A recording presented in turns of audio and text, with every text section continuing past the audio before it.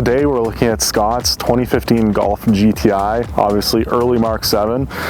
It's got a manual transmission, which is probably my most favorite pairing in these cars. It's a lot of fun. You should actually check this car out on Instagram too. We're going to go over some of the brief details of it, but it is pretty crazy what's been done to this car.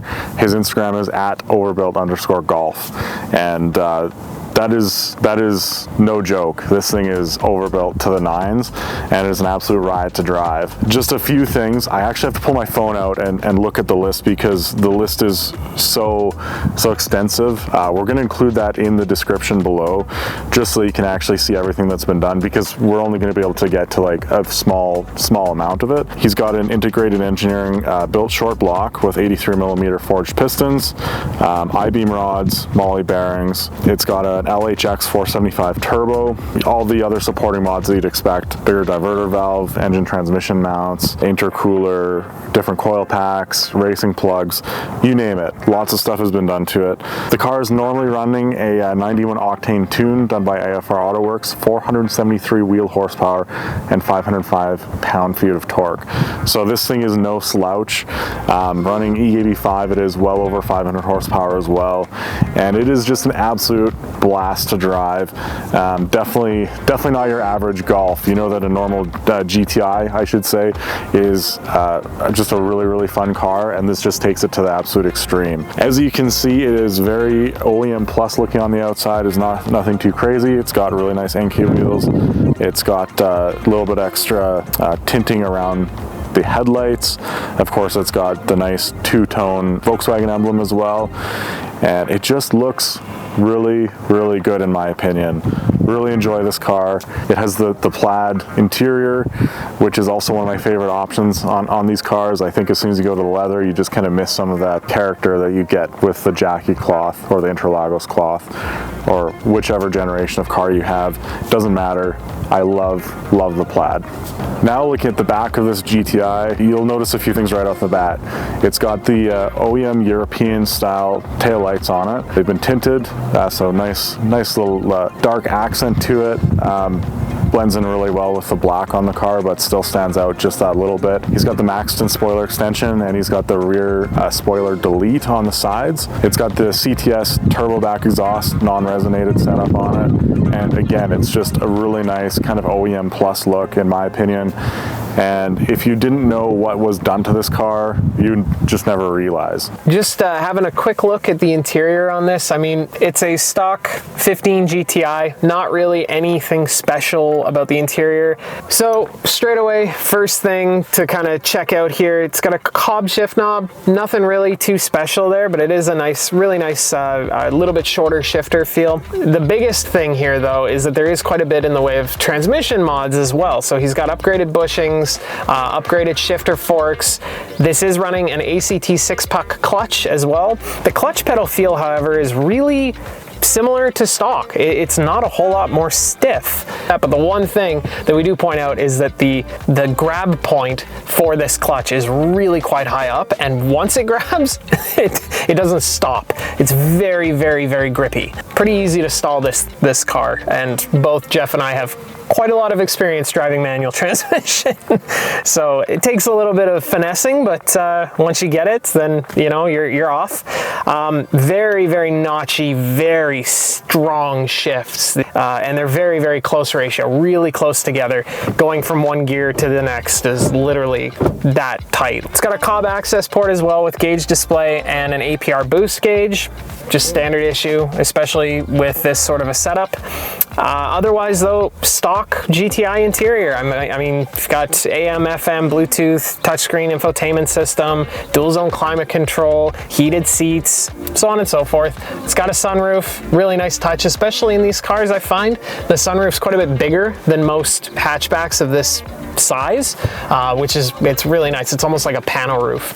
And yeah, Fender surround sound system, really nice overall interior, and these plaid seats are just the bomb. Like Jeff said, I love how much character these really bring to this platform. All right, and just taking a quick look at the wheel, tire, and suspension setup on this car. So it is running a set of H&R springs, just lowering springs. This isn't on coilovers, even though it is really quite low to the ground. This ride quality is really smooth as well. It's not terribly stiff.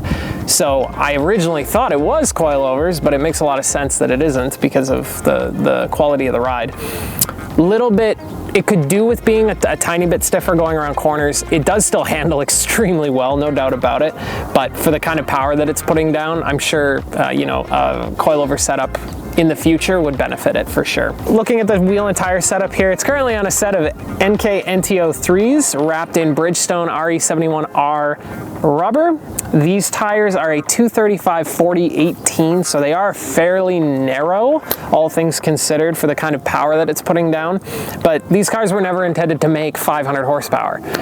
So given the depth of the wheel well, you can really only go so wide, especially with how low it is. So this is kind of maxing it out. He does have another set of wheels as well, a set of super speed wheels running on a set of Nitto NT 555Rs that are just a little bit wider. They're just a hair wider at 245 instead of a 235, but that's pretty much maxing it out. Can't really go a lot wider than that without having severe rub issues, especially on turns. This doesn't rub at all. It's going over bumps, making turns. It clears just fine, but with the kind of power that it's making, definitely need to go even a little bit wider. First gear is totally useless. Second gear is pretty much totally useless.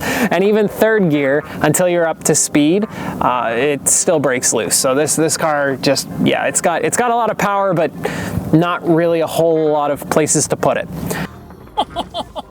It's like my first time driving stick in this thing. Everything is so grabby and notchy. Holy cow.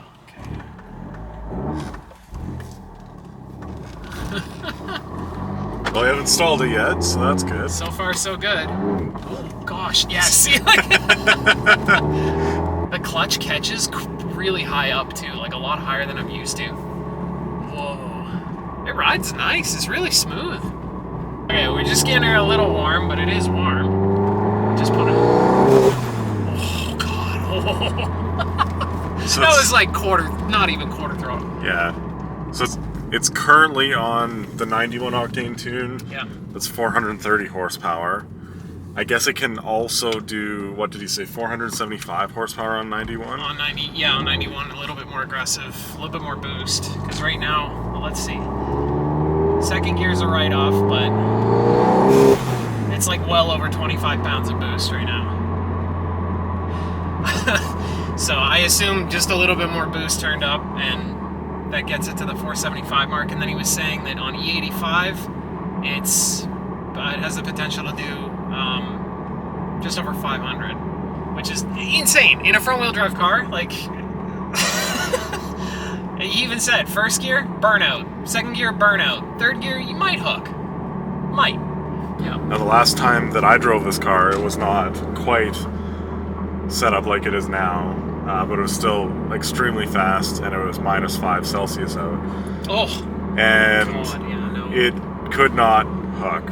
There was nothing there because you just spin. Just spin, yeah. Oh yeah. When it's that cold, like it's 17.5 degrees right now Celsius. So like, what is that? Probably like 60s, low 60s Fahrenheit. So it's not hot, that's for sure today, but it's not cold. So it's perfect boost weather really. You're keep the intake air temperatures down, but nothing so cold that you're not getting much in the way of traction. Really comfortable too. I love this generation. Yep. These buckets are just, oh. Yeah, I love these seats. When I had my Mark 6, I made sure that I got the cloth seats still, because the plaid really does it. I think it's perfect. Yeah. Still get heated seats. More of the... God, that's like nothing, a 16th throttle, like I'm not putting anything into it. Yeah, all wheel spin. Oh my gosh, this is nuts. This is crazy. I don't remember if he said if this was solid engine mounts or not, but it feels like it. Yeah, very stiff ones. Yeah. Very stiff engine mounts if they're not solid. Yeah, they're just, you can feel every bit of vibration through the cabin.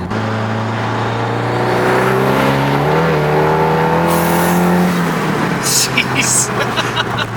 Third gear doing, what we're doing, 80, 85, and it still broke loose. Pretty decent for turbo leg too. Like it really only, turbo light's a little bit late. It's right around probably about 3,800, 4,000 RPM. But it's in boost long enough, that's for sure.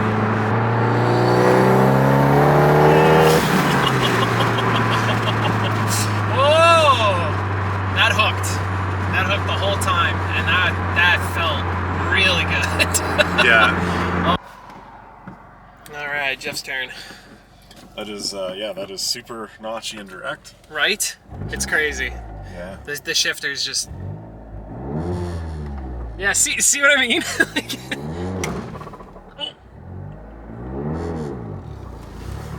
The clutch release point on this car is very, very high up, like surprisingly high. Oh, surprisingly high.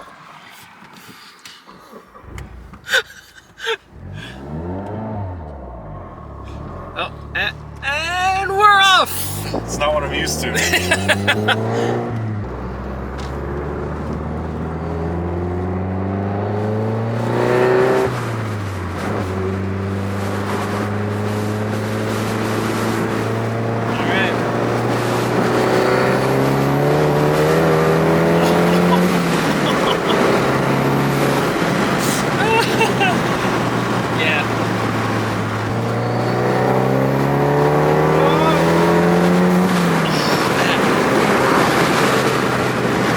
That is awesome. You can tell this turbo's as big as it is too, because as you approach redline, there's no boost drop off. It doesn't run out of steam at all. Like you can tell that this thing just could make a lot more power if it really wanted to. Yeah, it keeps going. Of course, this is lower tune too. Yeah, that's true. I'm pretty sure I drove it before and had a bunch of the other mods on it when it was 475. Oh yeah. And that was when it was -5 and that was a lot. I mean, 430 horsepower in this car though is still no joke. I mean, that's they weigh what, 3,000 pounds? Yeah, they're I think just over 3,000. I think 3,200 or so. Yeah, 3,200 pounds and making this kind of power. Like, I mean, when it hooks, she goes. Yeah. Thank you for watching to the end of this one. Lots more content to come for this season. Like, subscribe, and we'll see you in the next one.